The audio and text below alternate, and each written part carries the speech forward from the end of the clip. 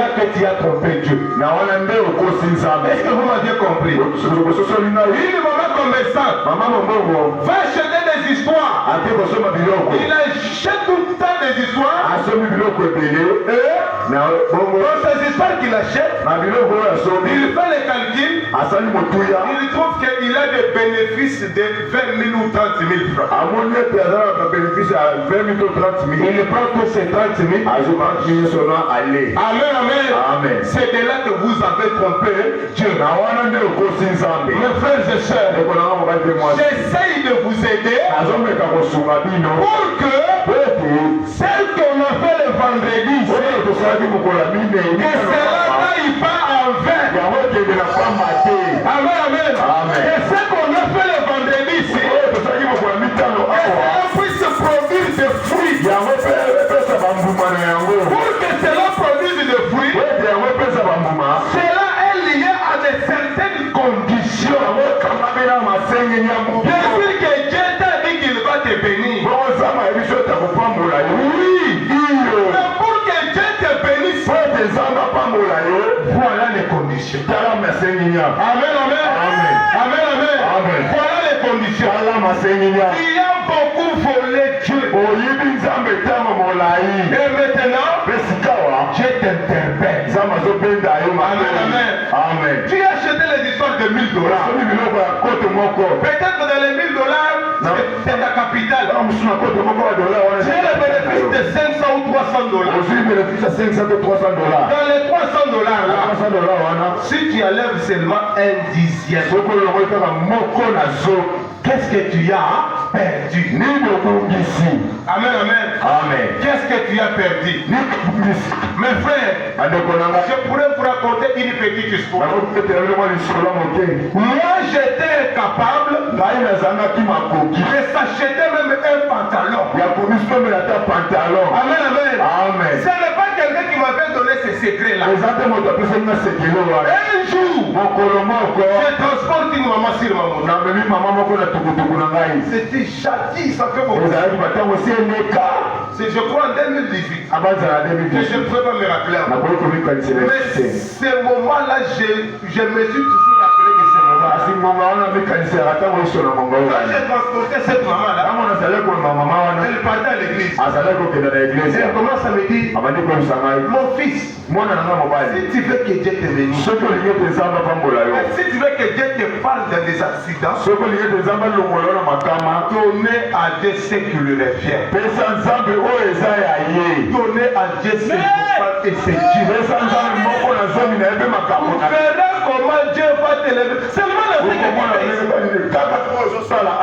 c'est que peut-être les gens négligent. Dieu peut t'élever même dans ça. Amen.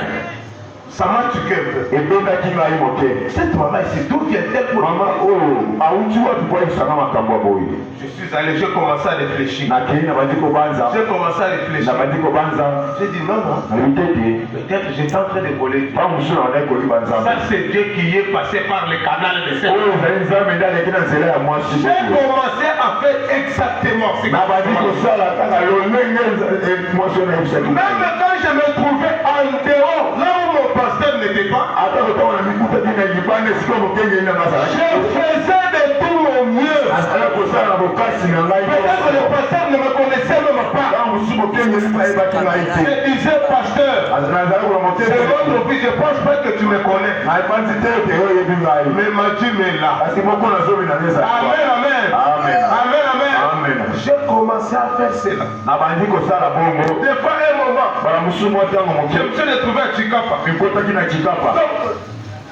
J'étais lié déjà à cela. J'ai travaillé. Quand toujours me dit, j'ai trouvé que le numéro de pasteur, je ne l'avais pas encore. Mais j'étais incapable de bouffer cette dîme.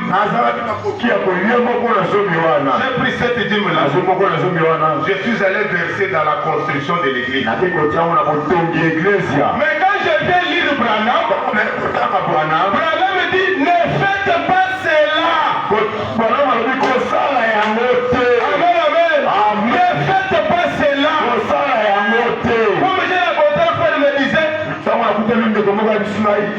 Ma Dieu me donne toujours les veuves.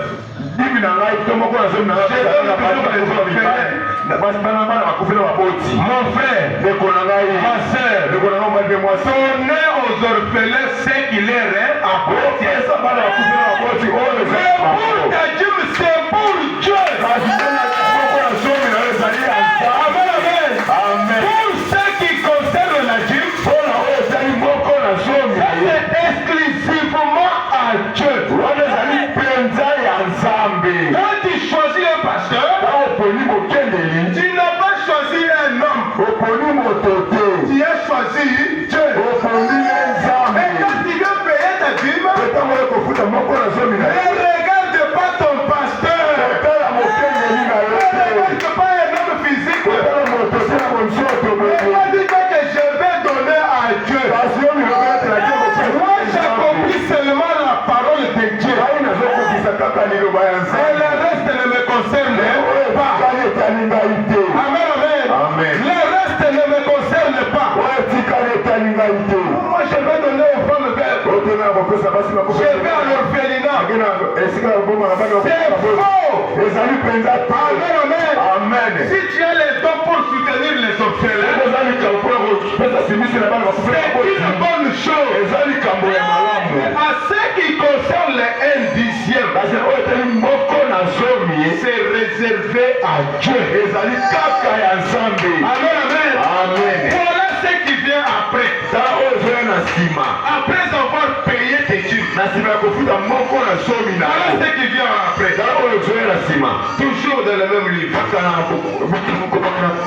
Dans le paragraphe chapitre verset 10. Malachie 3. Écoutez. Apportez à la maison du trésor toutes les dîmes afin qu'il y ait de la nourriture dans ma maison.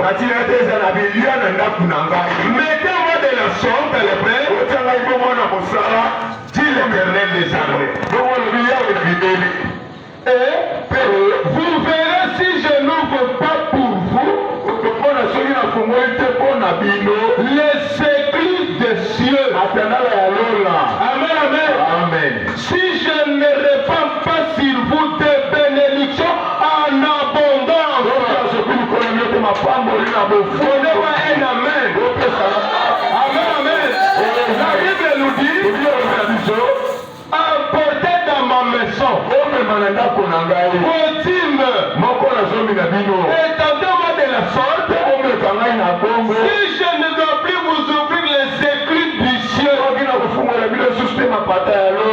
mon frère, si vous voulez être béni, honorez votre Dieu. Donnez à Dieu ce qui lui appartient. Amen, amen. Donnez à Dieu ce qui vous appartient. Vous avez vos 10 000 francs. Enlevez seulement les 1000 francs. Il n'y a pas une petite dîme et une grande dîme. Tout c'est la dîme. Amen, amen. Tout c'est la dîme. Apportez-les. Mettez-les dans les corbeilles. Amen, amen. Amen, amen. Même en l'absence de votre pasteur, ne dites pas que comme mon pasteur n'est pas là, je ne paye pas la dîme. Vous allez vous bloquer. Amen, amen. Vous allez bloquer vos activités. Vous ne saurez pas prospérer. Vous ne saurez pas avancer. Tu peux voir, même dans les petites choses que tu fais, mais Dieu t'élève. Amen, amen. Même dans les petites choses, Dieu t'élève. Les gens t'appellent pousse-pousseur. Les gens t'appellent Wewa. Les gens t'appellent un simple chauffeur. Mais Dieu peut te prendre là et en faire de toi un homme digne. Où tout le monde peut respecter. Amen, amen. Amen, amen. Cela dépend de vous. Cela dépend de la manière dont vous traitez avec Dieu. Est-ce que vous donnez à Dieu réellement ce qui lui revient? Écoutez ce que frère Banam nous dit. Mon téléphone là. Écoutez ce que frère Banam vous dit.